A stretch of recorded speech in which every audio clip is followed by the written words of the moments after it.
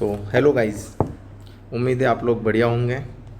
और जैसे कि हम लोगों ने लास्ट वीडियो लेक्चर में बेसिक मैथ्स के बारे में डिस्कस किया था, तो उम्मीद है कि आप लोगों को काफ़ी कुछ उसमें समझ में आया होगा। तो आज जो लेक्चर 2 है अपना बेसिक मैथ्स का, उसमें हम थोड़ा आगे कंटिन्यू करते हैं, जिसमें हम डिस्कस करेंगे डिविजिबिलिटी टेस्ट के बारे में। कई बार क्या होता है ना कि हमारे कोई ऐसा नंबर दे दिया जाता है और बोल दिया जाता है कि चेक करो ये नंबर 2 से डिविजिबल है या नहीं है, 3 से डिविजिबल है या नहीं है, 4 से है या नहीं है ना। तो अभी तक कहीं ना कहीं हम ये सोचते हैं कि चलो ठीक है यार, उस नंबर को सीधा सीधा 4 से डिवाइड कर लिया और चेक कर लिया, 3 से डिवाइड कर लिया और चेक कर लिया, no doubt this is the easiest way. लेकिन कई बार जैसे अब आगे के लिए हम लोग देखेंगे कुछ क्वेश्चंस आएंगे, जैसे अपन परमुटेशन एंड कॉम्बिनेशन एक चैप्टर पढ़ेंगे, तो आपको कुछ डिजिट्स दे दिए जाएंगे और बोलेंगे इनसे ऐसे नंबर फॉर्म करो ताकि वो नंबर जो है वो 3 से डिविजिबल हो, 4 से डिविजिबल हो। तो ऐसे तो बहुत सारे नंबर्स बन सकते हैं, तो हम एक एक नंबर बना बना करके उनको डिवाइड कर करके तो चेक नहीं करेंगे, वो एक टाइम कंज्यूमिंग प्रोसेस है। तो बस उसी को अवॉइड करने के लिए, है ना, या किसी नंबर में कुछ अननोन्स बिठा दिए और बोला कि ये नंबर क्या हो ताकि ये 4 से डिविजिबल हो, 5 से डिविजिबल हो। तो इस टाइप के नंबर्स के लिए या इस प्रॉब्लम के लिए हम लोग डिविजिबिलिटी टेस्ट की हेल्प लेते हैं। कुछ रूल है कि अगर कोई भी नंबर हो वो उस तरीके का हो ताकि वो अपने पास में 2 से डिविजिबल हो जाए, 3 से डिविजिबल हो जाए। तो हम उसके लिए सबसे पहले रूल देख लेते हैं कि हर एक नंबर्स के डिविजिबल होने के लिए क्या रूल अपने को फॉलो करना है। तो सबसे पहले अपन कुछ नंबर्स देख लेते हैं, जिसमें अपन एज अ नंबर 2 ले लेते हैं।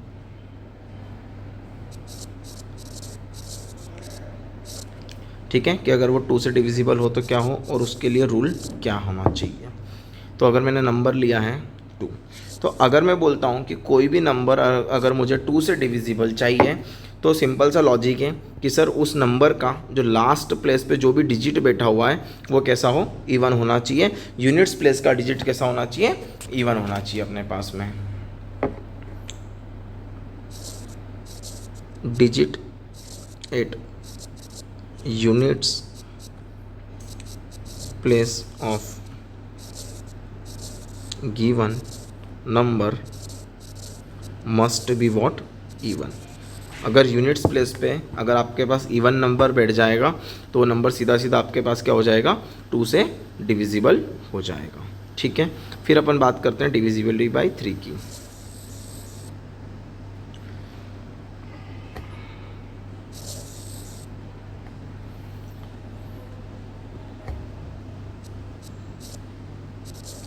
अब अगर कोई भी नंबर अगर आप चाहते हो कि वो 3 से डिविजिबल हो, तो 3 से डिविजिबल होने के लिए उस नंबर में जितने भी डिजिट्स हैं उन डिजिट्स का यदि सम 3 से डिविजिबल है तो वो नंबर क्या हो जाएगा आपके पास में, 3 से डिविजिबल हो जाएगा। So sum of all the digits in the given number must be divisible by 3। ठीक है, अब अगर अपन नेक्स्ट 4 से डिविजिबल की बात करते हैं कि अगर हम चाहते हैं कि कोई भी जो नंबर है वो 4 से डिविजिबल हो, तो 4 से डिविजिबल होने के लिए बोला जाता है कि उस नंबर का जो आपके पास में लास्ट 2 डिजिट से जो नंबर बनेगा वो 4 से डिविजिबल होना चाहिए। तो कैसे देख लेते हैं एक बार उसको, अपन पहले रूल लिख लेते हैं।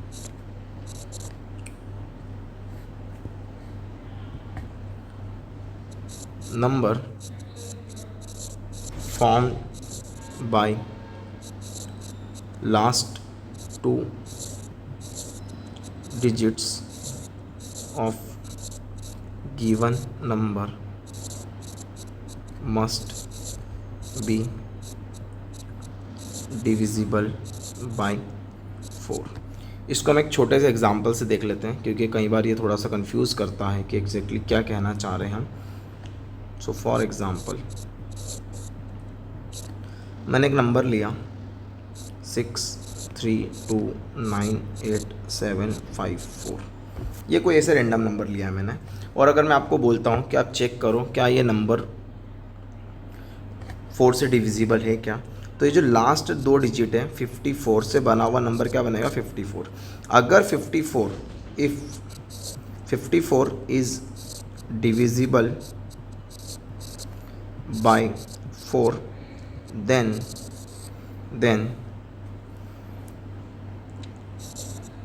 given number is divisible by 4, otherwise not। तो अगर हम देखें तो 54 इज़ नॉट डिविजिबल बाय 4 हम जानते हैं। तो सर अगर 54 4 से डिविजिबल नहीं है तो नो डाउट जो आपने जो नंबर दिया है ये 4 से डिविजिबल नहीं होगा। क्लियर है? अब 4 के बाद अपन चलते हैं डिविजिबिलिटी बाय 5। तो डिविजिबिलिटी 5 तो एकदम आसान नज़र आती है कि सर अगर लास्ट प्लेस जो यूनिट्स प्लेस पे जो भी डिजिट है वो या तो 0 हो या तो अपने पास 5 हो, तो वो नंबर क्या हो जाएगा, 5 से डिविजिबल हो जाएगा। So the digit at units place must be either 0 और 5। The digit at units place must be either 0 और 5। अगर ये हुआ तो आपके पास नंबर क्या हो जाएगा, 5 से डिविजिबल हो जाएगा। ये हो सकता है आपने कहीं ना कहीं बचपन में शायद ओलंपियाड्स के लिए या हो सकता है किसी भी एग्ज़ाम की प्रिपरेशन के लिए ये डिविजिबिलिटी रूल या टेस्ट पढ़ा होगा। नहीं पढ़ा है तो कोई प्रॉब्लम नहीं, आज हम लोग वापस से इसको रिकॉल कर रहे हैं। जिनको नहीं पता है वो सीख जाओ, जिनको पता था वो रिकॉल हो जाएगा। अब अगर अपन बात करते हैं डिविजिबिलिटी ऑफ 6, अगर कोई भी नंबर 6 से डिविजिबल होना चाहिए। अभी तक देखो अपन ने जो जैसे अपन 2, 3 और 5 थे वो प्राइम नंबर्स थे, है ना। 4 नो डाउट कंपोजिट नंबर था, 6 कंपोजिट नंबर है। अगर 6 से अपने को डिविजिबल चाहिए तो 6 से डिविजिबल होने के लिए वो जो नंबर है वो 2 से भी डिविजिबल होना चाहिए और 3 से भी डिविजिबल होना चाहिए, दोनों से ही डिविजिबल होना चाहिए। तो हम जब 6 से डिविजिबिलिटी चेक करेंगे तो हम दोनों के ही रूल्स को फॉलो करना पड़ेगा। कौन कौन से दोनों के रूल्स, 2 और 3 वाले, कि लास्ट डिजिट भी इवन नंबर हो और साथ में डिजिट्स का सम क्या हो, डिविजिबल बाय 3 हो। सो the number must be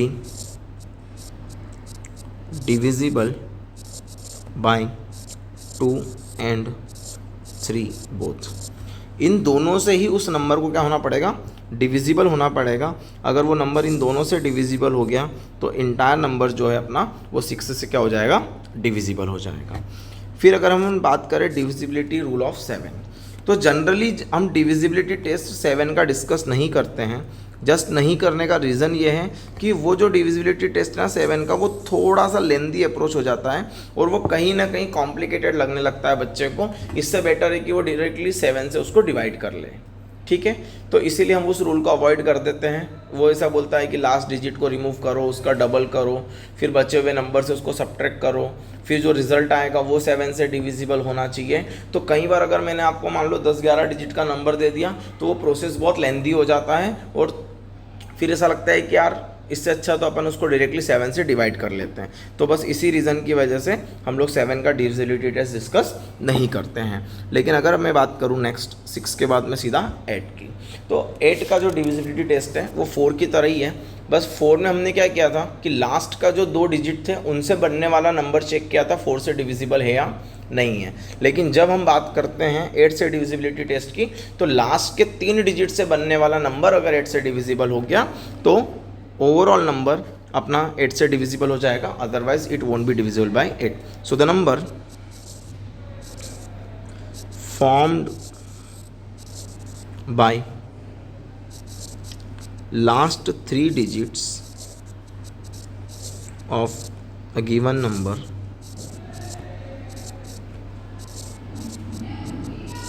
must be divisible by 8। इसमें भी अगर अपन एक एग्जांपल डिस्कस करें, सो फॉर एग्जांपल वापस एक ऐसे रैंडम नंबर ले लेते हैं अपन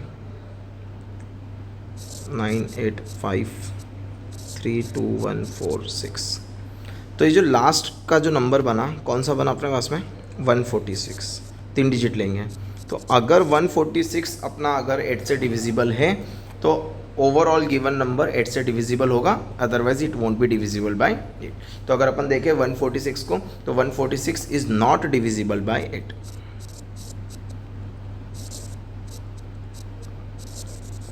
is not divisible by 8, therefore given number is not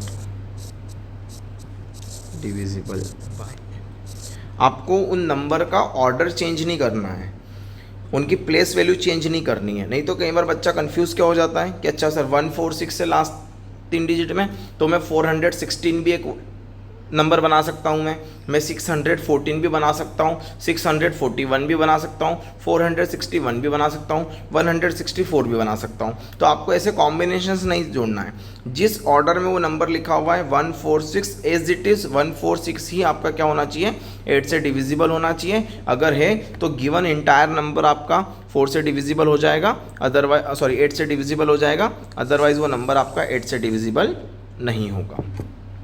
फिर 8 के बाद अगर अपन बात करें तो 8 के बाद बात करेंगे अपन 9 की। तो 9 का डिविजिबिलिटी टेस्ट वैसे ही है जैसे अपने पास में 3 का था।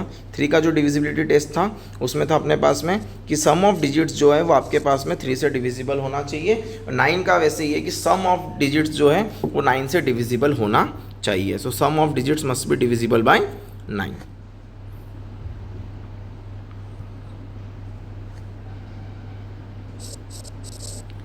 Sum of digits must be divisible by 9। अगर सम ऑफ डिजिट्स 9 से डिविजिबल है तो आपका गिवन इंटायर नंबर किससे डिविजिबल हो जाएगा, 9 से हो जाएगा, otherwise the number won't be divisible by 9। फिर अगर अपन बात करें नेक्स्ट डिविजिबिलिटी बाय 10 की, तो 10 तो एकदम आसान हो गया, बस यूनिट्स प्लेस पे जो डिजिट है वो क्या होना चाहिए, 0 होना चाहिए। तो आपका इंटायर नंबर क्या हो जाएगा, 10 से डिविजिबल हो जाएगा। The digit the number at units place must be 0। तो इंटायर नंबर क्या हो जाएगा अपना 10 से डिविजिबल हो जाएगा। 10 के बाद हम लोग एक और डिस्कस करते हैं विच इज़ 11, क्योंकि उसकी भी कहीं ना कहीं ज़रूरत पड़ती है अपने को। तो 11 का डिविजिबिलिटी टेस्ट देखते हैं। थोड़ा सा लगता है कॉम्प्लिकेटेड, लेकिन अपन एक एग्जांपल से डिस्कस करेंगे तो इजी लगेगा। मैं आपको सबसे पहले रूल बता देता हूँ कि जो भी नंबर आपको गिवन है उस नंबर में कुछ डिजिट्स ऑड प्लेसेस पे होंगे और कुछ डिजिट्स इवन प्लेसेस पे होंगे। तो आपको सबसे पहले ऑड प्लेसेस पे बैठे हुए डिजिट्स का सम निकालना है और इवन प्लेसेस पे बैठे हुए डिजिट्स का सम निकालना है, इंडिविजुअली अलग अलग निकालना है। फिर इनका जब आप डिफरेंस लेंगे तो ये तो जो डिफरेंस है या तो ये 0 हो या 11 का मल्टीपल हो, या कहने का मतलब है ओवरऑल जो भी आपके पास में डिफरेंस आता है वो आपके पास क्या होना चाहिए, 11 से डिवाइड होना चाहिए, 11 से डिविजिबल होना चाहिए। तो आपके पास नंबर क्या हो जाएगा, डिविजिबल बाय 11 हो जाएगा। पहले मैं रूल लिखता हूँ, फिर अपन इसका एक एग्जाम्पल भी डिस्कस करेंगे। So the number is divisible by 11 if and only if मतलब ये मस्ट कंडीशन है, इफ़ एंड ओनली इफ़, ठीक है, if and only if difference of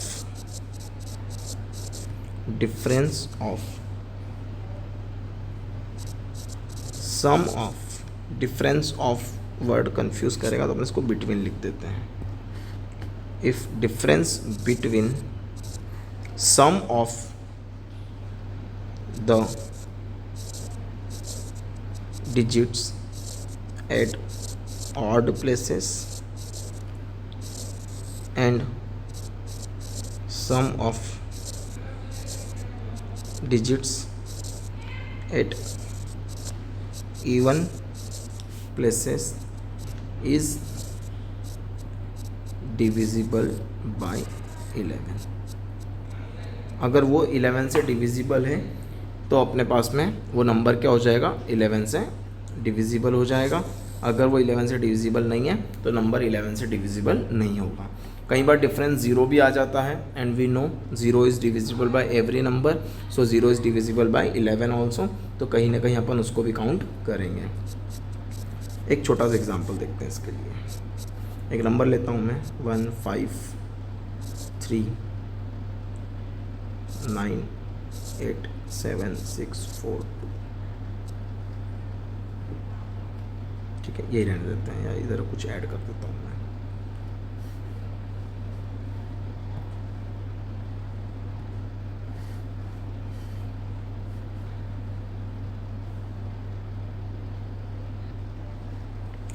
ठीक है, तो मैंने एक नंबर कंसिडर किया हुआ है 1539876 ठीक है, इसमें ऐसा तो एक आधा डिजिट और कुछ ऐड कर देते हैं अपन, विच इज़ 2। अब हम ये ऑब्ज़र्व करेंगे इसमें कि ऑड प्लेसेस पे कौन कौन है। ऑड प्लेसेस पे फर्स्ट प्लेस ऑड होती है, थर्ड प्लेस ऑड होती है, फिफ्थ प्लेस ऑड होती है, सेवन्थ प्लेस और नाइन्थ प्लेस, ये सारी कौन सी प्लेसेस हैं? ऑड प्लेसेस हैं। अगर मैं अब इवन प्लेसेस की बात करता हूँ आपसे, तो इवन प्लेसेस कौन सी हो जाएगी अपने पास में? ये इवन प्लेस है, ये सेकेंड, फोर्थ, सिक्स्थ और एट, ये सारी इवन प्लेसेस हैं। अब हम क्या करेंगे, सबसे पहले इनका इंडिविजुअल हम लोग सम ले लेते हैं। क्या ले लेते हैं? इंडिविजुअल सम ले लेते हैं। तो सम ऑफ ऑड प्लेसेस, तो वो क्या आ जाएगा? 2 + 5 + 9 + 7 + 4। तो ये सम कितना आ जाएगा अपने पास में? 7 और 9 हो जाएगा अपने पास में 16, 16 और 7 हो जाएगा 23, 23 और 4 हो जाएगा 27। और अगर मैं सम ऑफ इवन प्लेसेस लेता हूँ, तो इवन प्लेसेस पे सम क्या आ रहा है अपने पास में? डिजिट्स का 1 + 3 + 8 + 6, तो ये कितना हो जाएगा अपने पास में? 14 और 4 18। अब हम इसका डिफरेंस निकालेंगे। ठीक है, तो अपने को एब्सोल्यूट वैल्यू ही कंसिडर करनी है, तो ये 27 - 18, तो 27 - 18 होगा 9, and we know 9 is not divisible by 11। तो अगर 9 सर 11 से डिविजिबल नहीं है, तो हम बिल्कुल ये बोलेंगे कि the given number is not divisible by 11। Clear है? तो बस यही है कि sum of digits at odd places और sum of digits at even places का डिफरेंस निकालना है। जो भी रिजल्ट आएगा, अगर वो आपके पास में 11 से डिविजिबल आता है, तो the entire number is going to be divisible by 11, otherwise it is not. तो हम एक काम करते हैं, एक छोटा सा क्वेश्चन डिस्कस करते हैं। ठीक है, एक क्वेश्चन लेता हूं मैं कि एक नंबर कंसीडर करते हैं। Consider a number n is equals to 21p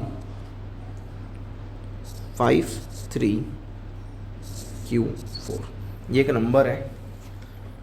अब अपने को फाइंड करना है, find the digits p and q so that n is divisible by 44। अगर मैं चाहता हूँ कि नंबर जो है, गिवन नंबर अगर 44 से डिविजिबल हो, तो p और q जो डिजिट्स हैं, नो डाउट डिजिट्स हैं, तो उनकी वैल्यू 0 से 9 के बीच में कुछ ना कुछ होंगी। तो वो नंबर क्या हो? 44 से डिविजिबल हो, तो p और q डिजिट्स फाइंड करने हैं। अब 44 से डिविजिबल होने के लिए हमको उस n को, जो गिवन नंबर है, 4 से भी डिविजिबल होना चाहिए और 11 से भी डिविजिबल होना पड़ेगा। So for n to be divisible by 44, it must be divisible by 4 and 11। ठीक है, और इन दोनों का अपने को डिविजिबिलिटी रूल पता है कि 4 से डिविजिबल होने के लिए क्या चाहिए और 11 के लिए क्या चाहिए। 4 से डिविजिबल होने के लिए जो लास्ट 2 डिजिट से जो नंबर बनेगा, विच इज़ Q4, वो अपने पास 4 से डिविजिबल होना चाहिए। ठीक है, सबसे पहले हम देख लेते हैं 4 से डिविजिबिलिटी के लिए क्या चाहिए। तो अगर Q की वैल्यू मान लो मैंने इनके 0 ले ली फॉर एग्जांपल, तो अगर मैंने Q को 0 ले लिया, तो क्या गिवन नंबर जो है वो डिविजिबल हो जाएगा? हाँ, हो जाएगा, क्योंकि 0 4 जो नंबर बनेगा वो आपके पास में 4 से डिविजिबल होता है। तो for Q4 must be divisible by 4. What does it imply? It implies that Q can be, Q क्या क्या हो सकता है, 0 हो सकता है, 1 हो सकता है कि नहीं, क्योंकि 14 बनेगा and 14 is not divisible bye 4. 2 लेता हूँ 24 बनेगा, 3 नहीं ले सकता 34 नहीं होता है, 4 ले सकता हूँ 44 होता है, 5 ले सकता हूँ क्या, 5 वापस नहीं ले सकता 54 नहीं हो सकता, 64 ले सकता हूँ हाँ तो 6 ले सकता हूँ मैं, 74 ले सकता हूँ नहीं ले सकता, 84 होता है हाँ होता है, 8 हो जाएगा, 94 होता है 94 भी नहीं होता है. So these are the possibilities of q. अब मैं ऐसा नहीं कि सारे ले सकता हूँ, मेरे को अब ये भी चेक करना पड़ेगा कि वो जो नंबर है वो किससे डिविजिबल हो, 11 से भी डिविजिबल हो. अब 11 से डिविजिबल होने के लिए फॉर 11 क्या चेक करना पड़ेगा अपने को कि ऑड प्लेसेस पे जो अपने पास में डिजिट्स बैठे हैं इनका सम, तो sum of digits at odd places कौन कौन से आएंगे, 2 प्लस p प्लस 3 प्लस 4. फिर अगर मैं इवन प्लेसेस की बात करता हूँ तो वो कौन कौन से आएंगे, 1 प्लस 5 प्लस q. तो ये जो सम आ रहा है कितना आ रहा है अपने पास में 9 प्लस p, और ये जो सम आएगा वो कितना आएगा 6 प्लस q. तो जब अपन इसका डिफरेंस निकालेंगे SO माइनस SE तो वो आएगा 9 plus p minus of 6 plus q. तो ये आपको देगा 3 प्लस p माइनस q. ठीक है. अब क्यों अपन ने डिसाइड कर लिया है कि इनमें से ही कुछ होगा 0 2 4 6 8 में से. अब उसके अकॉर्डिंग p अपने को चाहिए, और साथ में ये बात भी ध्यान रखनी पड़ेगी कि ये जो 3 प्लस p माइनस q है ये या तो 0 हो या तो 11 हो. नो डाउट मैंने बोला था 11 से डिविजिबल होना चाहिए, तो 22 33 कुछ भी हो सकता है, बट हमेशा अपने को ध्यान रखना है कि अपने को p और q चाहिए जो कि डिजिट्स होंगे, है ना, और डिजिट 0 से 9 के बीच में होंगे. तो कोई बड़ा नंबर लेने पे कई बार ये भी हो सकता है आपके पास में कि वो 9 को एक्सीड कर जाए, वो 2 डिजिट नंबर बन जाए या 3 डिजिट नंबर मिल जाए, तो अपने को उसको क्या करना पड़ेगा, अवॉइड करना पड़ेगा. तो अपन सबसे पहले अगर अपन 0 वाला केस देखें तो यहाँ से अपने पास कितना आएगा, यहाँ से क्या आएगा अपने पास में कि p minus q is equals to -3 हो, या p माइनस क्यू अपने पास में कितना हो 8. क्लियर है. अब एक एक पॉसिबिलिटी चेक करते जाते हैं अपन, q की वैल्यूज़ रख के देखते हैं कि अपने पास में जो p है वो फिजिबल है या नहीं है, अपन उसको p को कंसिडर कर सकते हैं या नहीं कर सकते. तो अब एक काम करते हैं अपन, इफ़ q को मैंने 0 लिया, q 0 लेंगे तो p कितना आएगा -3, तो ये नहीं चलेगा. पहले एक ही केस देख लेते हैं अपन. q को यदि मैंने 2 लिया तो p कितना आएगा अपने पास में -1 आएगा, वो भी नहीं चलेगा. अगर q को मैंने 4 लिया तो 4 लेंगे तो p कितना आएगा 1 आएगा, वो चलेगा. अगर मैंने q को 6 लिया तो p कितना आएगा अपने पास में 3 आएगा, वो भी चलेगा. अगर q को मैंने 8 लिया तो p कितना आएगा 5 आएगा, वो भी चलेगा. तो यहाँ से अपने पास में पहले केस के करस्पॉन्डिंग अपने पास में 3 पॉसिबिलिटीज़ आई है जो कि एक्सेप्टेबल है. अब अगर मैं बात करूँ कि यदि मुझे देखना है कि अब अपने पास में p माइनस q 8 लेते हैं, तो उसमें जब अपन q 0 लेंगे, ठीक है, q 0 वाला केस ही ले रहा हूँ मैं, q को 0 पुट करेंगे तो p आएगा 8 चलेगा. q को अगर मैंने 2 लिया तो p कितना आ जाएगा अपने पास में 10 आएगा, जो नहीं चलेगा. मैंने आपको बोला था कि सिंगल डिजिट का नंबर होना चाहिए. अब इसके आगे कुछ भी नहीं चलेंगे क्योंकि वो नंबर सारे जा कर के क्या होंगे, ऐड होंगे. तो ये बनेगा 12, ये बनेगा 14 और ये बनेगा 16, जो एक भी नहीं चलेगा. तो टोटल अपने पास में 4 पॉसिबिलिटीज़ आई है p और q की. मतलब इन पॉसिबिलिटीज़ से जो भी नंबर बन सकता होगा वो नंबर जो है कहीं ना कहीं अपने पास में क्या होगा, 44 से डिविजिबल होगा. तो हेंस p, q अगर मैं ऑर्डर्ड पेयर की बात करता हूँ तो अपने पास में 4 पॉसिबिलिटीज़ हैं. कौन कौन सी है, p1 q4, p3 q6, p5 q8 और p8 q0. तो कई बार सवाल ऐसे पूछा जाता है कि find the number of ordered pairs P and Q such that the given number is divisible by 44। तो ऑर्डर्ड पेयर कितने आ जाएंगे, 4 आ जाएंगे। हो सकता है आपने 4 आंसर निकाला लेकिन एक ही ऑप्शन बैठा हुआ है, तो इनमें से 4 जो भी अपने एक ऑप्शन अवेलेबल रहेगा वो हम टिक करके आगे बढ़ेंगे। हो सकता है मोर देन 1 करेक्ट हो, तो मोर देन 1 करेक्ट में एक से ज़्यादा ऑप्शन बैठे हुए हों जो अपना आंसर दे रहे हो, तो उसके हिसाब से अपन अकॉर्डिंगली टिक करके आगे बढ़ेंगे। ऐसे वेरियस नंबर ऑफ क्वेश्चंस बन सकते हैं अपने पास में, लेकिन ये डिविजिबिलिटी टेस्ट अगर अपन याद रखते हैं तो आगे जब अपन परमुटेशन एंड कॉम्बिनेशन जो चैप्टर पढ़ेंगे उसमें अपने को काफ़ी हेल्प मिलेगी, काफ़ी चीज़ें अपने लिए आसान हो जाएगी और वहाँ पे इसका ज़्यादातर एप्लीकेशन आपको नज़र में आएगा। तो this is again a divisibility test जो हमने अभी डिस्कस किया, which is one of the part of basic mathematics. अब अगर अपन बात करते हैं आगे, तो देखते हैं HCF एंड LCM। क्या बात करेंगे अपन, HCF and LCM। No doubt मैं जानता हूँ आप ये सब बचपन में पढ़ के आए हैं, लेकिन मैंने आपको बोला था काफ़ी चीज़ें आप भूल जाते हैं या आपको याद नहीं रहता है या कहीं ना कहीं हो सकता है स्किप कर दिया होता है, पढ़ाया नहीं जाता है। तो हम इसको वापस से रिकॉल कर रहे हैं क्योंकि अपने को सारी चीज़ों की आगे ज़रूरत पड़ने वाली है। फटाफट अपन देखते हैं व्हाट इज़ HCF। पूरी दुनिया जानती है कि HCF stands for what, highest common factor. कि अगर मैं 2 नंबर लेता हूँ, उनके फैक्टर्स पता करता हूँ, तो उन फैक्टर्स में सबसे बड़ा जो भी कॉमन फैक्टर होगा that is going to be the HCF of given 2 numbers. 2 से ज़्यादा भी नंबर हम ले सकते हैं क्योंकि जब अपने को कंपैरिजन करना है तो एटलीस्ट 2 तो लेना ही पड़ेगा। तो HCF इज़ द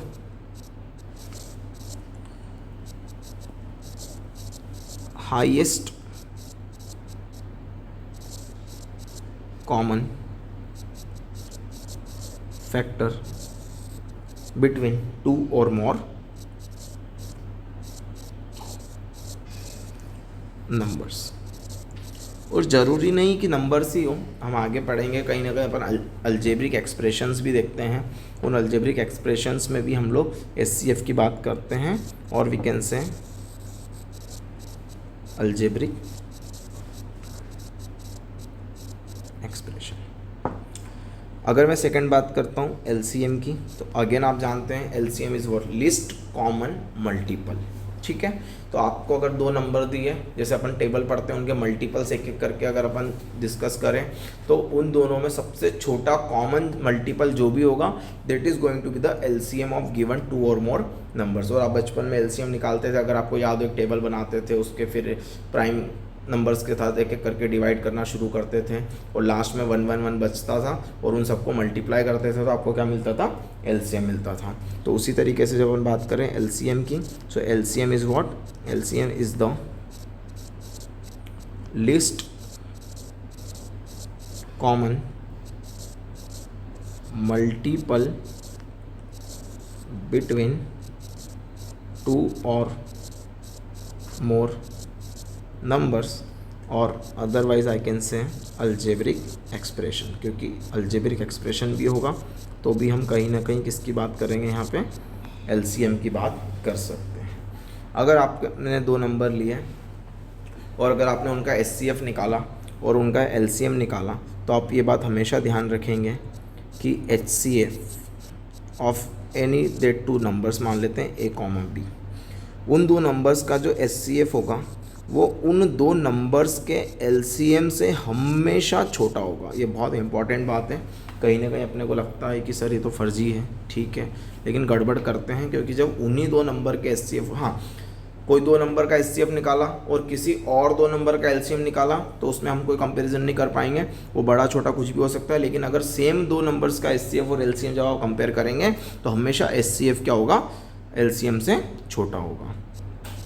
फिर अगर अपन नेक्स्ट बात करें कि product of HCF and LCM, अपन ने नंबर लिए और let A and B be 2 numbers,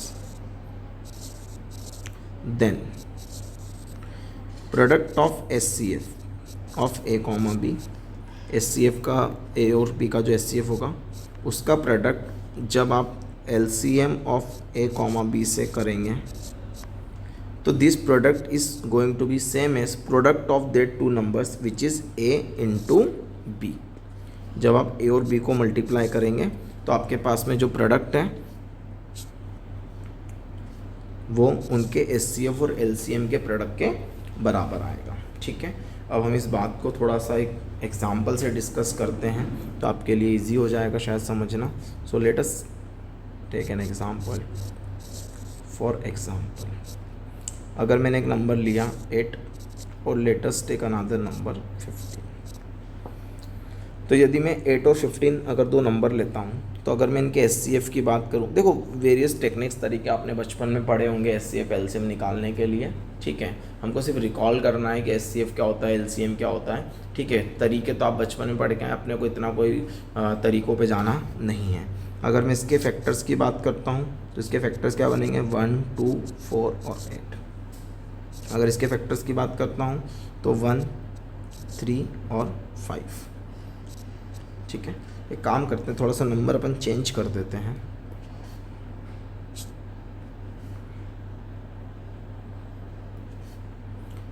eight की जगह पर अपन ले लेते हैं 30। ठीक है, तो यदि अब मैं इसके अगर फैक्टर्स लिखूं, फैक्टर्स क्या क्या बनेंगे अपने पास में, 1, 2, 3, 5, 6,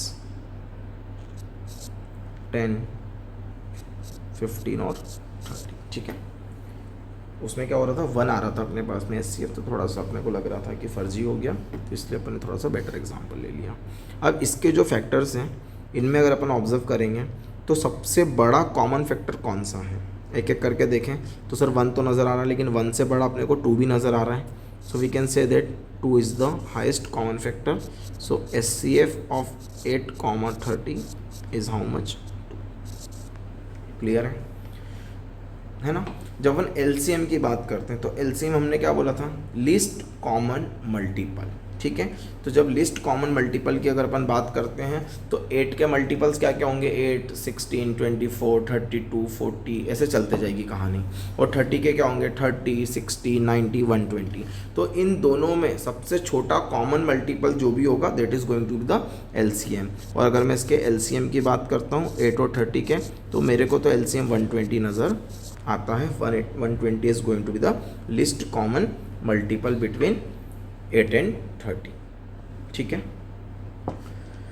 अब देखो, अब हमने जो दो नंबर कंसिडर किए हैं, है ना, इनमें अगर अपन देखें तो 8 और 30 जो है उसका SCF आया 2 और LCM आया 120। मैंने जो आपको पॉइंट नंबर 3 लिखा हुआ है कि SCF is always less than LCM, वो बात सही हो गई। अगर मैंने पॉइंट नंबर 4 लिखा था कि जब ये जो SCF और LCM निकाला अपन ने 2 और 120, इनका प्रोडक्ट करेंगे तो कितना आएगा, 240। और अगर मैं 8 और 30 का प्रोडक्ट करूँगा तो वो भी कितना आएगा, 240। तो देखो कई बार क्या होता है ना, SCF निकालना बहुत ईजी है ना, LCM थोड़ा सा टाइम कंज्यूमिंग है। तो आपको SCF पता है, वो दो नंबर पता है और आपको ये फॉर्मूला पता है which is the point number 4। तो आप सीधे सीधे वहाँ से आप क्या निकाल सकते हैं, LCM फाइंड आउट कर सकते हैं। 240 इक्वेट होना चाहिए, तो 240 को जब अपन 2 से डिवाइड करेंगे तो 120 आएगा and that is going to be the LCM। Clear है, तो ये चारों पॉइंट अपने इस बात से क्लियर हो गए हैं। एक अपन छोटा सा एक सवाल डिस्कस करते हैं कि यदि मैं बोलता हूँ if SCF of 2 numbers which are A and B, उसका SCF let us assume is 50 and LCM of the same 2 numbers A, B let us say it is 40। तो मुझे चाहिए find the product of A and B। तो पता है इस सवाल में ना बच्चा फ्लो में क्या बोलता है कि सर SCF और LCM का प्रोडक्ट उन दो नंबर्स के प्रोडक्ट के बराबर होता है, और वो तुरंत खटाखट से आंसर दे देता है 2000, 50 इंटू 40। ठीक है, लेकिन आपको ध्यान रखना है कि अगर दो नंबर लिए हैं तो उन दो नंबर्स का SCF हमेशा LCM से क्या होगा, छोटा होगा। तो सर ऐसे कोई दो नंबर एग्जिस्ट ही नहीं करेंगे A और B जिनका SCF 50 हो और LCM कितना हो, 40 हो, बिकॉज SCF मैंने जो दिया है वो LCM से बढ़ा दिया है। तो अगर मैं एक नॉर्मल वे में लिखूं तो 40 into 50 is equals to A into B, तो इम्प्लाइज AB जो प्रोडक्ट आएगा वो आएगा 2000। This is the most common answer which I have found till now, कि हाँ सर जल्दबाजी में अपन 2000 बोल देते हैं, but this is not the answer. Because why, since HCF of A comma B is greater than LCM of A comma B, which is not possible, जो कि possible नहीं है। तो हम इसीलिए बोलेंगे hence there doesn't exist, therefore there doesn't exist any numbers A and B. ऐसे कोई नंबर एग्जिस्ट ही नहीं करेंगे तो हम उसका प्रोडक्ट फाइंड आउट नहीं कर पाएंगे। ठीक है गाइस, ये तक यहाँ तक की कहानी तो कहीं ना कहीं आप बचपन में भी पढ़ के आए हैं, HCF LCM ये सब निकालना। लेकिन नो डाउट सर, जब अपन 11th क्लास में आए हैं तो कुछ नई चीज़ें HCF LCM से रिलेटेड शायद अपने को ज़रूरत पड़ सकती है। जब अपने पास में रैशनल नंबर्स आते हैं या नंबर्स फ्रैक्शन में आते हैं या इररेशनल नंबर्स आते हैं और उसका अगर अपने को LCM या HCF की बात की जाती है तो वो कैसे निकाला जाता है उसको देखते हैं।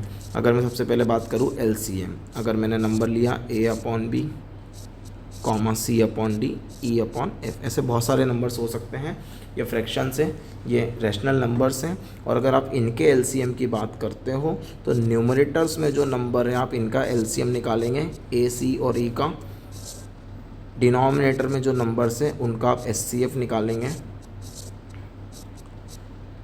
और इनका जो क्वोशेंट होगा that is going to be the answer, that is LCM of A, C, E upon HCF of B, D, F। वैसे ही अगर अपन बात करें कि HCF निकालने की बात आती है A/B, C/D, E/F में, तो जब HCF निकालना है तो हम इस बार न्यूमरेटर का HCF लेंगे A, C, E का और डिनोमिनेटर का हम LCM लेंगे। इसकी बहुत ज़रूरत पड़ती है ना। जब हम 12th क्लास में पीरियोडिक फंक्शन पढ़ेंगे तो जब फंक्शन का पीरियड निकालने की बात आती है तो वहाँ पे LCM लेने की ज़रूरत पड़ती है, तो तब ये अपने को वहाँ पे हेल्पफुल रहेगा। तो बेटर है हम अभी डिस्कस कर लें इसको, ताकि अगर आगे उसके पहले भी कहीं ना कहीं ज़रूरत पड़े तो हम इजीली कर पाएँ। फिर नेक्स्ट बात करते हैं अपन, अगर मान लो मैंने LCM की बात की और मैंने 2 रैशनल नंबर ले लिए, ठीक है। मैं सीधा सीधा सिंबल्स के फॉर्म में लिख देता हूँ और उम्मीद करता हूँ कि आपको मैंने जो लास्ट वीडियो लेक्चर में बताया था कि rational number is represented by Q, so Q represents a rational number. So अगर मैंने 2 रैशनल नंबर की बात की और उनका LCM की बात की तो ये बिल्कुल पॉसिबल है, आप ले सकते हैं। अगर मैंने LCM एक रैशनल और एक इरेशनल की बात की तो अगर मैं LCM की बात करूं तो इट इज़ नॉट पॉसिबल। एक रैशनल और एक इरेशनल का LCM पॉसिबल नहीं है। वैसे यदि मैं बात करूं कि 2 इरेशनल नंबर लिए जाएं और पूछा जाए कि इनका LCM हो सकता है क्या, तो हाँ बिल्कुल पॉसिबल है, LCM of 2 irrational numbers. Clear है। जैसे अगर अपन एक एग्जांपल देखें यहाँ पे,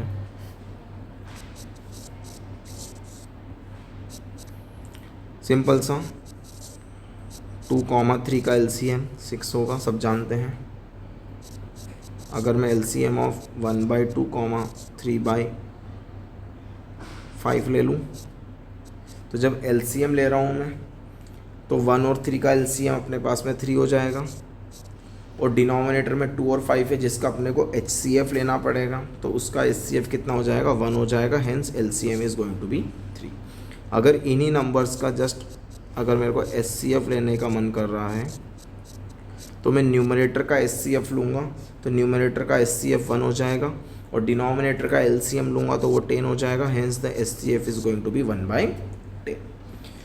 वैसे ही अगर मैं LCM लेता हूँ 2, पाई का, पूरी दुनिया जानती है कि पाई एक इरेशनल नंबर है और 2 एक रैशनल नंबर है, तो अगर मैं इनका LCM की बात करता हूँ तो इट इज़ नॉट पॉसिबल। वैसे ही अगर मैं LCM लेता हूँ, एक नंबर ले लेते हैं पाई और एक ले लेते हैं 3π3, ठीक है। अगर मैंने नंबर लिया पाई और 3π3, नो डाउट ये दोनों ही इरेशनल नंबर है ना। और अगर इनका LCM लेंगे तो LCM आप निकाल पाएंगे, क्या बनेगा 3 pi cube. 3 pi cube is going to be the LCM. Clear है? लेकिन एक लफड़ा है, अगर मैं आपको यहाँ पे एक स्टेटमेंट बोलूँ कि इसका एलसीएम भी पॉसिबल नहीं है, it is wrong, which is not possible, क्योंकि हमने जो स्टेटमेंट लिखा है दो इरेशनल का एलसीएम पॉसिबल है, ज़रूरी नहीं कि हमेशा एग्जिस्ट करेगा। ठीक है, तो इसमें प्रॉब्लम क्या आई है, ये बहुत इंपॉर्टेंट बात है जो कई बार हम लोग इग्नोर कर देते हैं इसको या भूल जाते हैं। ठीक है, तो यहाँ पे क्या आप इंपॉर्टेंट पॉइंट लिखिएगा कि अगर आप कोई भी दो नंबर ले रहे हैं, जैसे अपन ने दो ले लिया कि भाई दोनों इरेशनल होंगे तो एलसीएम तो पॉसिबल है। अगर आपने दो नंबर लिए ए और बी और उनका एलसीएम निकाला और वो मान लेते हैं सी आए, है ना, तो ये जो LCM C is possible, it is possible only when, ये तभी पॉसिबल है जब C by A and C by B are integers. ठीक है, वो एलसीएम 7 तभी कहलाएगा जब सी बाई ए और सी बाई बी जो दो नंबर्स फॉर्म होंगे वो नंबर क्या होने चाहिए, इंटीजर होने चाहिए।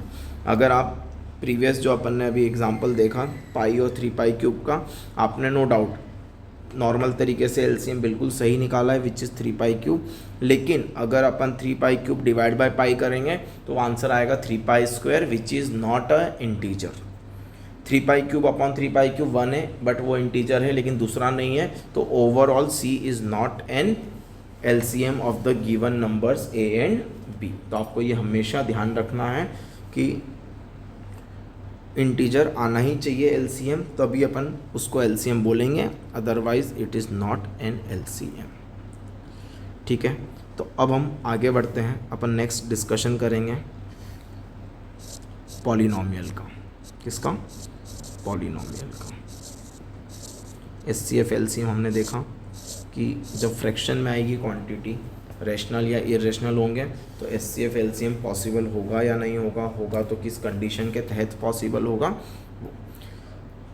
पॉलिनोमियल भी हम बचपन में पढ़ के आए हैं, लेकिन मेरा एक्सपीरियंस रहा है कि जब भी मैं 11वीं 12वीं क्लास के बच्चों से पूछता हूँ व्हाट इज़ अ पॉलिनोमियल, तो 90% जनता मेरे को कभी भी एकदम परफेक्ट आंसर नहीं देती है। ये मान के चलिएगा ये जो पॉलिनोमियल एज अ फंक्शन पढ़ेंगे हम लोग, ठीक है, रिलेशन इन फंक्शन चैप्टर में, तो वहाँ पे सबसे basic function is a polynomial function, और जब उसकी डेफिनेशन पूछी जाती है तो आधे से ज़्यादा जनता लड़खड़ाती है, उनको एकदम परफेक्ट डेफिनेशन पता नहीं होती है। तो हम देखते हैं what is a polynomial. Polynomial क्या है? एक अलजेब्रिक एक्सप्रेशन है, ठीक है, लेकिन एक अपीयरेंस का है वो अपीयरेंस क्या है देख लेते हैं अपन, सीधा लिखते हैं तो ज़्यादा आपको बेटर समझ में आएगा कि any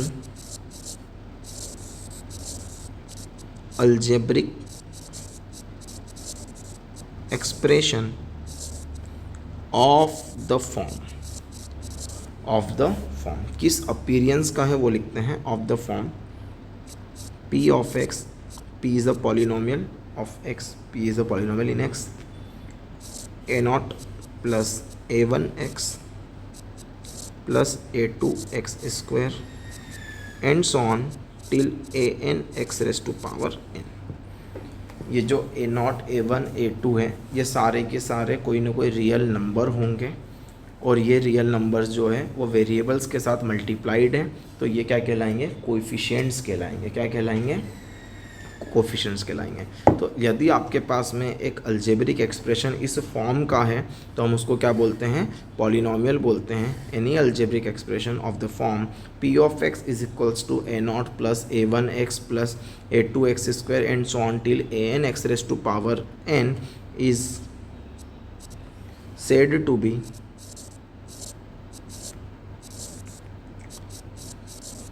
polynomial of degree n where n is in general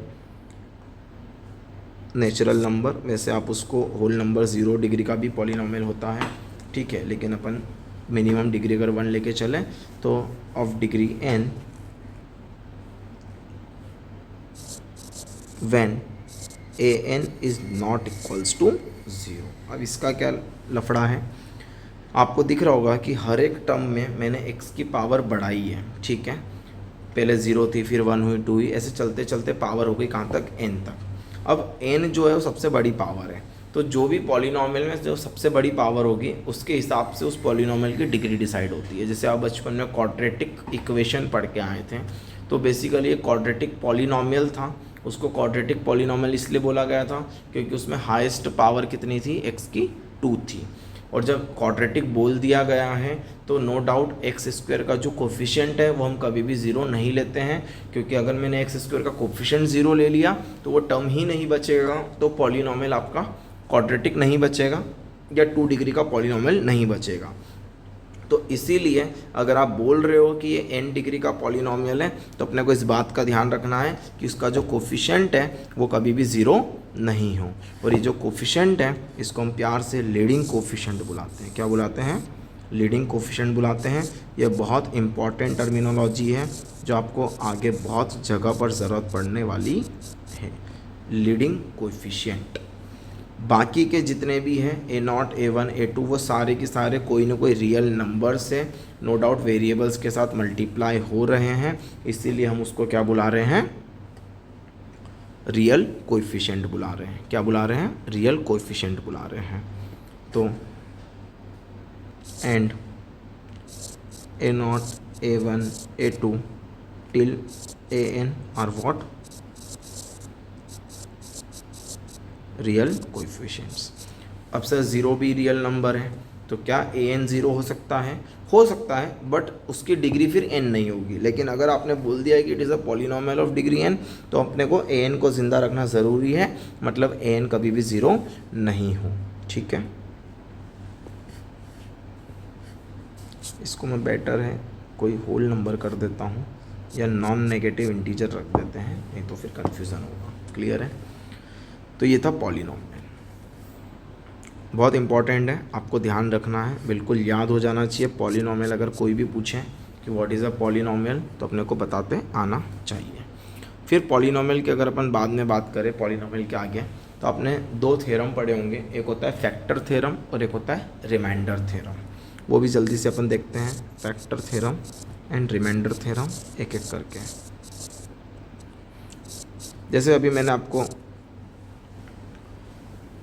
SCF LCM बताया तो उसमें बोला ना, SCF में वर्ड यूज़ हुआ फैक्टर्स। फैक्टर का मतलब क्या होता है कि अगर कोई आपने एक नंबर दिया है और उस नंबर को किसी दूसरे नंबर से आप डिवाइड करते हैं और वो कम्प्लीटली डिविजिबल हो जाता है, रिमाइंडर ज़ीरो बन जाता है, तो हम उसको क्या बोलते हैं, factor of that given number.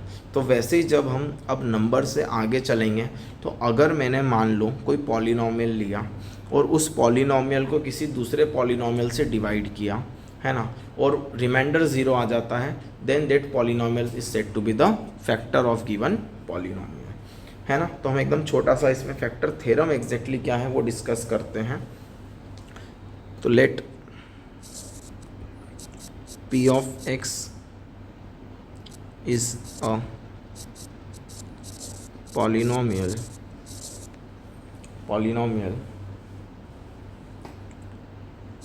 And A B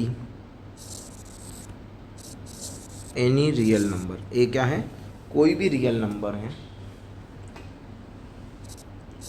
if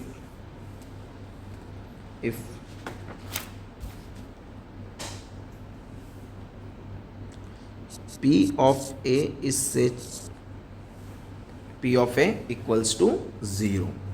अगर P ऑफ X एक पॉलिनॉमियल है और A कोई भी रियल नंबर है and P of A equals to 0 and if P of A equals to 0 then x minus A is a factor of P of x. This is the factor theorem. अगर हमने कोई polynomial लिया है और A कोई real number लिया है, उस A को हमने उस पॉलिनॉमियल में x की जगह पे पुट किया और अगर आंसर 0 आ गया तो x माइनस A क्या कहलाएगा, अपने पास में फैक्टर कहलाएगा किसका, P ऑफ x का, ठीक है। इसका अपन एग्जाम्पल डिस्कस करते हैं।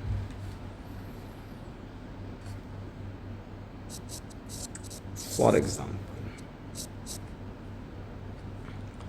पी ऑफ एक्स एक छोटा सा पॉलिनॉमियल लेता हूँ मैं, x square minus 3x plus 2। अगर मैं चेक करता हूँ 1 पे, मैंने 1 पुट किया तो 1 पुट करने पे ये आंसर देगा अपने को 1 माइनस 3 प्लस 2। एक्स की जगह पे मैंने 1 पुट कर दिया तो answer is 0। So what does it imply? X minus 1 is the factor of P of x. तो क्या ये एक ही फैक्टर होगा? नहीं, this is one of the factor. हो सकता है इससे ज़्यादा भी फैक्टर हो। जैसे यदि मैं 2 पे भी चेक करूँ, अगर मैंने पी ऑफ 2 निकाला तो 2 का square 4 minus 3 2 6 plus 2 which is again 0। तो पी ऑफ 2 की वैल्यू भी 0 आई, तो आई कैन से x minus 2 is the factor of P of x. तो ऐसे और भी फैक्टर्स हो सकते हैं। इट डिपेंड्स अपॉन कि वो पॉलिनॉमियल क्या लिया है और आप नंबर क्या चेक कर रहे हैं। तो अगर पी ऑफ ए 0 आ गया then x minus A is the factor of the given polynomial. This is the polynomial theorem. अब अगर अपन सेकेंड बात करें which is the remainder theorem, तो रिमाइंडर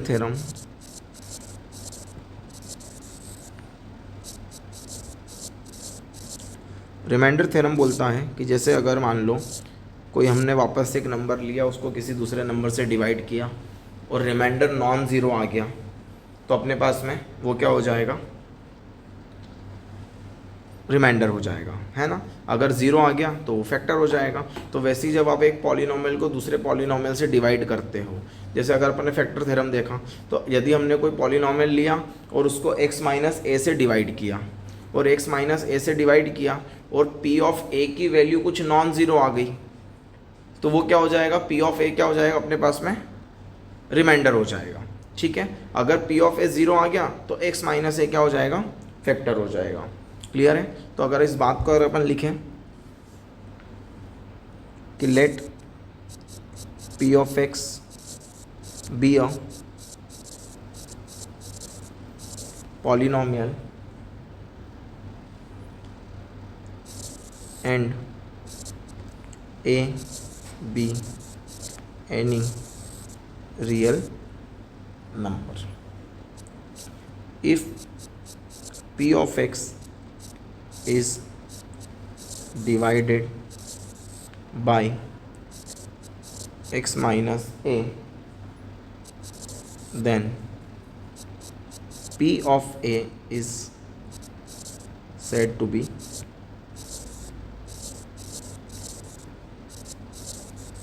रिमाइंडर। एकदम सिंपल है। कई बार क्या होता है ना कि बोला जाता है कि चेक करो कि x प्लस 3 फैक्टर है या नहीं है ना।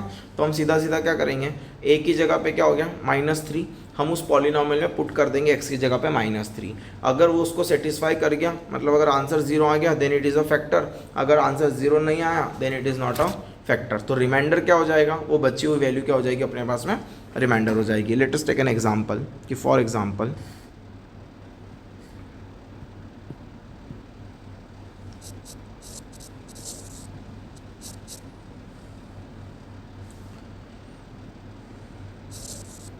check if x plus 3 is the factor of p of x is equals to x square plus x plus 1 or not. If not, then find reminder.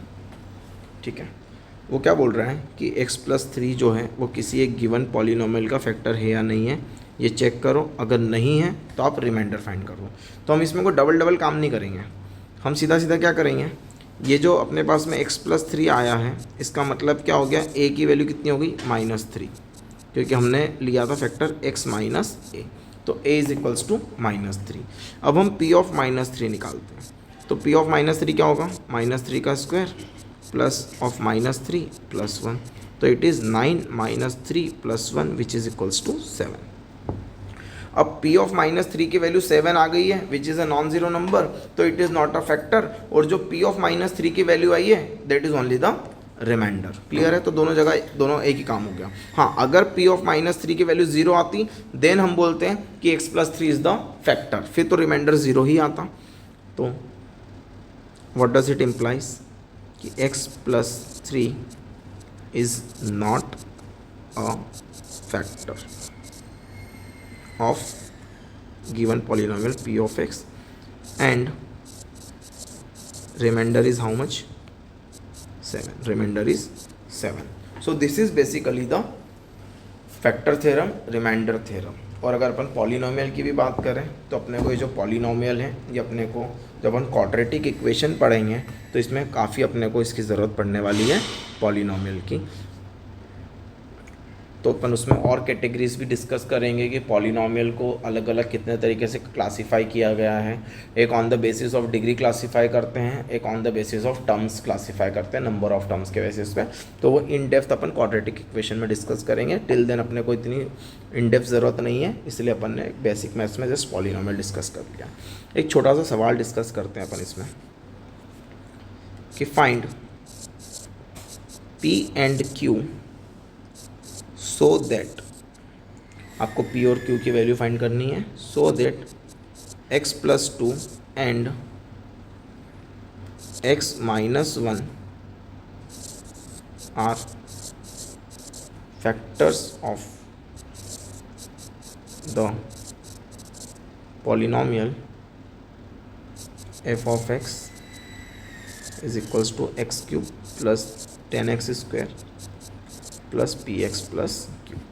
अगर ये फैक्टर है इसका मतलब क्या हुआ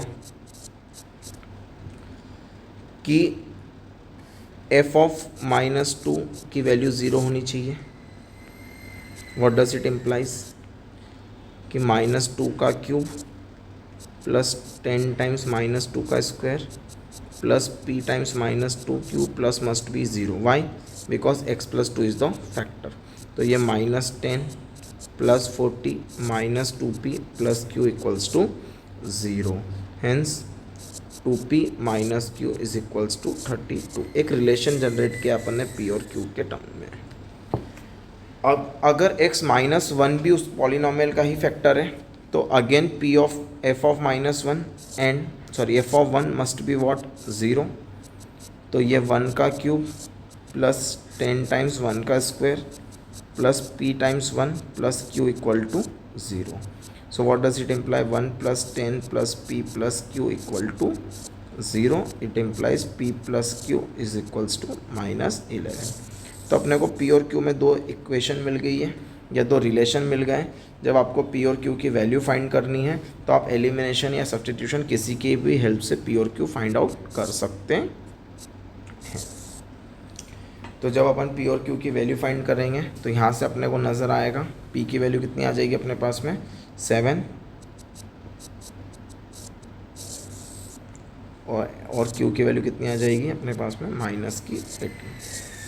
तो this are the values of p and q। So with the help of factor theorem we have found the values of p and q। Clear है? अब अगर अपन इसके आगे डिस्कशन करें तो फैक्टर थ्योरम, रिमाइंडर थ्योरम के बाद आपने बचपन में कुछ आइडेंटिटीज़ पढ़ी होगी, एकदम बेसिक आइडेंटिटीज़ थी, ठीक है। लेकिन कई बार अपन भूल जाते हैं और अपने को अब बहुत ज़रूरत पड़ने वाली उन आइडेंटिटीज़ की। तो let us see what are those identities.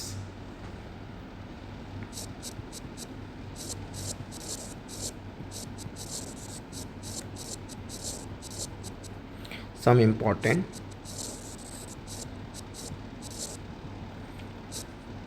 आप लोग जानते होंगे आइडेंटिटी होता क्या है। कोई भी ऐसा मैथमेटिकल एक्सप्रेशन या इक्वेशन जो हर एक वैल्यू के लिए ट्रू हो जाए उसको हम क्या बोलते हैं? आइडेंटिटी बोलते हैं। तो यदि मैं कुछ आइडेंटिटीज़ की बात करूं तो a + b the whole square पढ़ा होगा आपने, which is a² + b² + 2ab। मैं आइडेंटिटीज़ जो आपको याद है बहुत अच्छी बात है, रिकॉल हो जाएगा। जो नहीं याद है वो अपन सीख के अब याद रखेंगे।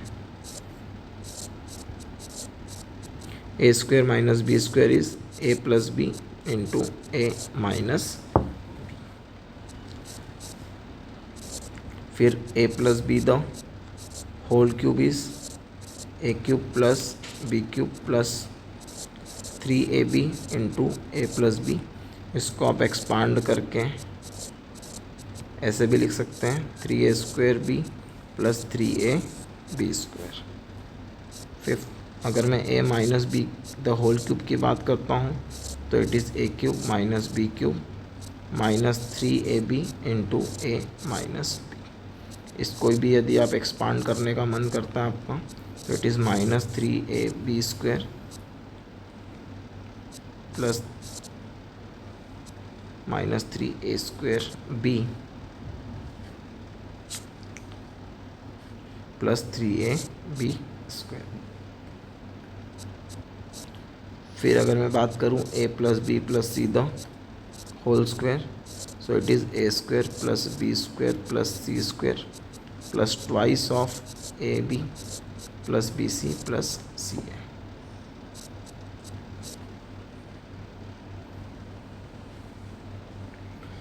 यदि मैं नेक्स्ट आइडेंटिटी की बात करता हूँ which is A cube plus B cube, so it is A plus B into A square plus B square minus A B.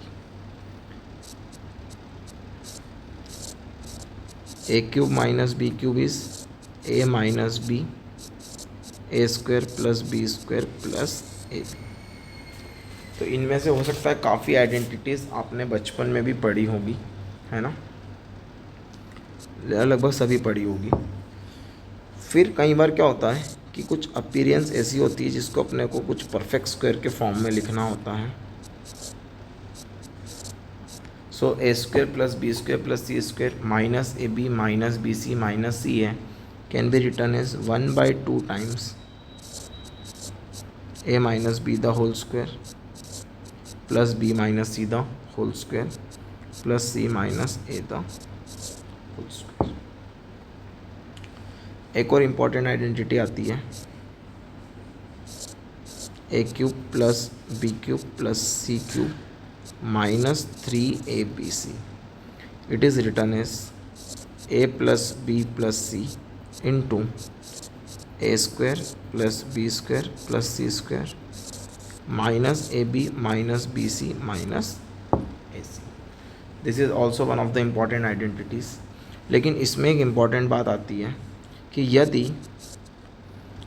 a plus B plus सी का जो सम है या ए बी सी का जो सम है वो ज़ीरो हो जाए तो इस आइडेंटिटी का जो RHS वाला पार्ट ज़ीरो हो जाएगा and I can say that A cube plus B cube plus C cube is equals to 3 times A B C. ये one of the important identity है जिसकी बहुत ज़रूरत पड़ती है, तो बेटर है कि हम उसको अभी से ही याद रख लें ताकि जब आगे एप्लीकेशन आएगी तो हम इसको यूज़ कर पाएँ। अगर मैं कुछ और आइडेंटिटी की बात करूं, जैसे मान लो a raise to power 4 minus B raise to power 4, तो ये this is the A square the whole square minus B square the whole square. तो इसको मैं A square plus B square into A square minus B square लिख सकता हूँ। अब मैं A square plus B square का तो कुछ नहीं कर सकता, लेकिन इसमें एक आइडेंटिटी लगा सकता हूँ ए plus B into A minus B. तो कुल मिला करके हमने क्या कर दिया, इसको फैक्टराइज कर दिया।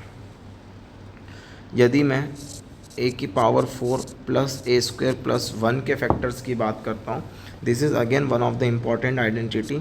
हम इसको एक परफेक्ट स्क्वायर बनाएंगे। वो बनाएंगे कैसे, ए की पावर 4 प्लस 2 स्क्वायर प्लस 1। मैंने ए स्क्वायर ऐड किया तो ए स्क्वायर सब्ट्रैक्ट कर देता हूँ because ultimately it is got balanced. तो this is the A square plus 1 the whole square. मैं आपको पूरा अप्रोच ही बता रहा हूँ कि अगर इनकेस आप भूल जाते हैं डायरेक्ट रिजल्ट तो आपको अप्रोच याद रहे और वो बहुत इजी है। तो ये बन गया A square minus B square का फॉर्म। तो it is A plus B into A minus B. So this is again one of the important identity. फिर हम A B plus B C plus C A को A B C times 1/a plus 1/b plus 1/cb लिख सकते हैं because ultimately the RHS and the LHS becomes equal. So these are the some important identities which need to be remembered for the further use case. तो उम्मीद है आपको आज इतना इस लेक्चर में समझ में आया होगा। कुछ और छोटी मोटी बातें बची हुई है बेसिक मैथ्स के को लेकर के, तो हम इसको नेक्स्ट एक वीडियो लेक्चर में वापस से डिस्कस करेंगे। तो इसके लिए इतना, आज के लिए इतना काफ़ी है। चलो, thank you guys. So here we and.